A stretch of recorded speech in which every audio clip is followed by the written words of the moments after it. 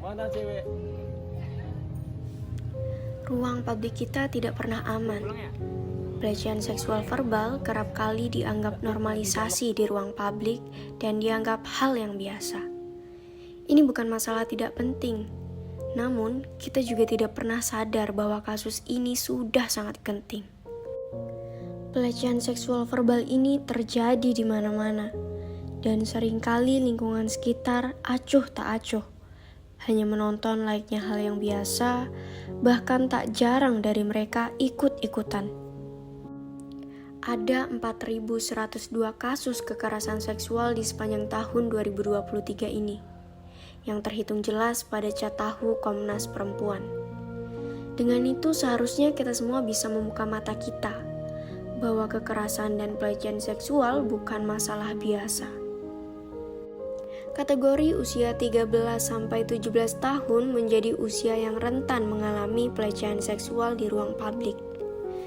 Bentuk pelecehan seksual ini bermacam-macam, mulai dari siulan, godaan berupa komentar berkonotasi seksual yang disentuh tanpa konsensual, bahkan ada yang sampai diperlihatkan alat vital, ajakan agresif, serta banyak bentuk lainnya yang jadi momok paling buruk dari wajah ruang publik kita.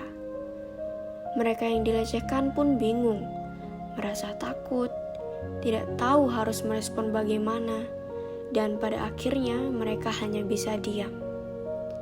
Tapi kita sebagai orang yang ada di sekitarnya seringkali bungkam, dan bahkan hanya menganggap sebagai sebuah candaan yang menjadi suatu kebiasaan.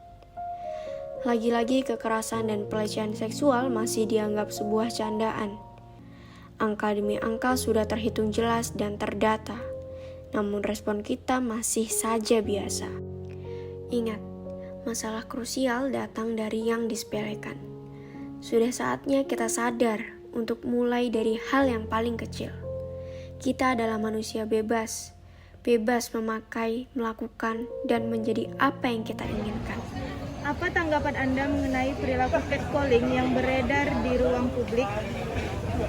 Ya,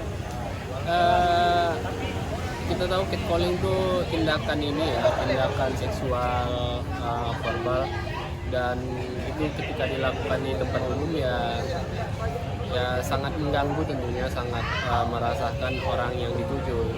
Jadi itu hal yang memalukan sebenarnya, dan memalukan untuk orang yang melakukan catcalling sebenarnya, dan itu harus dimusnahkan.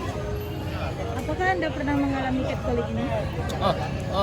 Untuk saya sendiri karena laki-laki tentunya tidak ya, tapi tidak memungkinkan bahwa laki-laki itu tidak akan kena catcalling. Mungkin saja laki-laki bisa terdampak catcalling, tidak memandang gender dan hal lainnya.